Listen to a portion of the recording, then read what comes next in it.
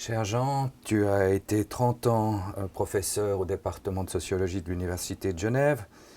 Tu es une figure marquante de la sociologie contemporaine à Genève, en Suisse et sur la scène internationale. Alors, peux-tu nous rappeler en quelques mots ton parcours de formation? Oui, volontiers. Quand j'ai dit à Porrentruy je veux faire de la sociologie, on m'a dit qu'est-ce que c'est? Personne ne sait, n'est-ce pas? Les gens faisaient médecin, ingénieur, avocat, enfin quelque chose de sérieux. Sociologue, c'était un peu pire que vouloir faire poète. Alors, pour essayer de donner un peu de sérieux à mon projet, j'ai dit « Ah ben, je vais faire aussi l'économie et puis je vais faire aussi la science politique ». Alors, je suis parti à Genève et j'ai fait ma licence en sociologie, ma licence en économie, ma demi-licence en sciences politiques. Ça correspondait aussi à une volonté un peu épistémologique, parce que je suis persuadé, je l'étais et je le demeure, qu'il y a une sorte d'unité des sciences de l'homme, et que, ou les sciences de la société en tout cas, et que vouloir s'en trancher trop, comment dire, trop brutalement entre, par exemple, l'économique et le social, est une hérésie épistémologique. Je voulais, au contraire, rendre compte de l'action collective sous ses diverses facettes. Alors, je viens à Genève, je deviens l'élève des professeurs, notamment Giraud et L'Huillier, qui était un économiste de haut vol, et ce n'est que plus tard que je me spécialiserai, lorsque je suis au Canada, en sociologie stricto sensu. Et le doctorat porte sur quoi? Alors, je pars au Canada avec une bourse du Conseil des Arts pour un petit peu essayer de m'ouvrir. Et je pars en pensant faire mon doctorat sur une sorte de sociologie de la consommation, pour allier ma formation économique et ma formation sociologique. Et là, je rencontre beaucoup les problèmes de l'immigration, les problèmes de l'identité régionale, en l'occurrence l'identité des Français émigrés au Canada, et je me mets à travailler sur le rôle des associations dans l'intégration dans un pays de migration. Est-ce que ces associations aident à s'intégrer ou au contraire, est-ce qu'elles sont un refuge nostalgique des coutumes et traditions que l'on a quittées? Et c'est là que je vois beaucoup une idée qui va m'occuper beaucoup par la suite, c'est-à-dire cette dialectique entre individus et groupes. Je vois que ces personnes qui s'identifient beaucoup aux associations francophones à Montréal sont aussi celles qui vont se mieux intégrer. Il y a entre épanouissement individuel, développement personnel et intégration collective un rapport de complémentarité, une dialectique qui peut être très positive et qui n'est pas du tout l'un ou l'autre. Et c'est autour de ces travaux sur la participation aux associations que je vais faire ma thèse. D'accord.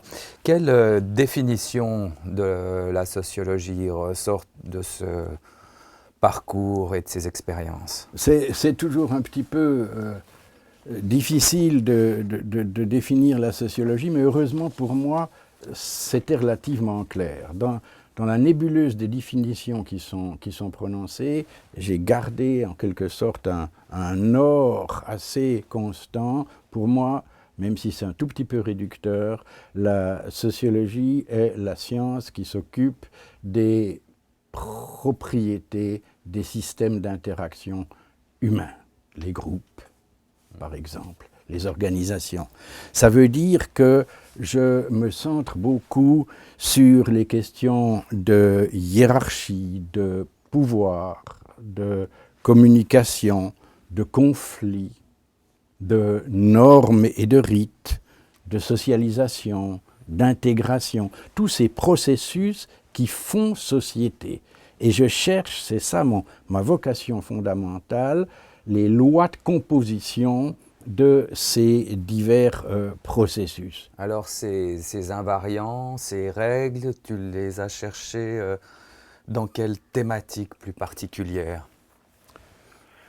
J'ai travaillé surtout dans le fonctionnement des groupes familiaux, avec pour objectif de montrer, contre l'idée d'une orthodoxie unique en matière de famille, de montrer la pluralité, ce qui ne veut pas dire l'éparpillement, mais la pluralité des modes de fonctionnement familial. Et on a pu, toi avec moi, on a pu dégager plusieurs de ces types de fonctionnement familial. On les a appelés famille bastion, famille compagnonnage, famille association, etc., etc.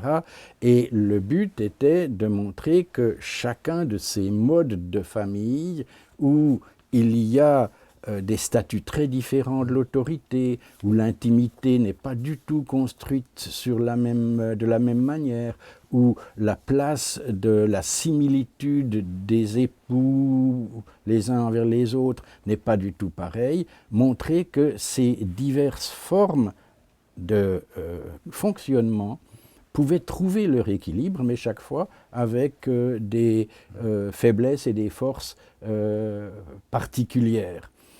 Et ce qui me plaisait aussi dans les familles, c'est évidemment que c'est un groupe de taille restreinte dont on peut changer certains éléments pour voir quelles conséquences ce changement a et comparer ce qui se passe en Suisse à ce qui se passe aux États-Unis, à ce qui se passe en Asie, etc.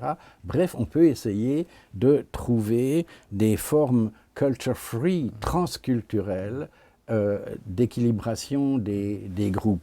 Finalement, pour terminer cet entretien, quel défi pour la sociologie aujourd'hui, et puis peut-être quelle place pour le département de sociologie à l'Université de Genève?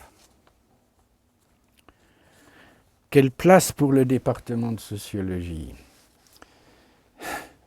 C'est presque trivial de dire, mais si on prend la liste aujourd'hui des problèmes sociaux qui se sont radicalisés, allant des thèmes de l'immigration, au thème de la citoyenneté, au thème des mobilités familiales, au thème du rapport au travail, au thème de la déviance, au thème du pluriculturalisme et du rapport entre cultures, au thème du rapport à la consommation et à l'image, on s'aperçoit que tous ces problèmes sociaux qui, en quelque sorte, sont des enjeux cruciaux pour les sociétés d'aujourd'hui, et avec urgence, doivent être analysés avec un grand sérieux. Et pour cela, il est parfaitement essentiel que le regard sociologique, même avec ses faiblesses, même avec ses errances, continue à se développer. La sociologie n'est rien d'autre qu'une forme de la conscience que les sociétés ont d'elles-mêmes. Merci beaucoup Jean pour toutes ces réflexions sur la sociologie, son avenir, son passé. Bonne chance à nous. Merci à toi.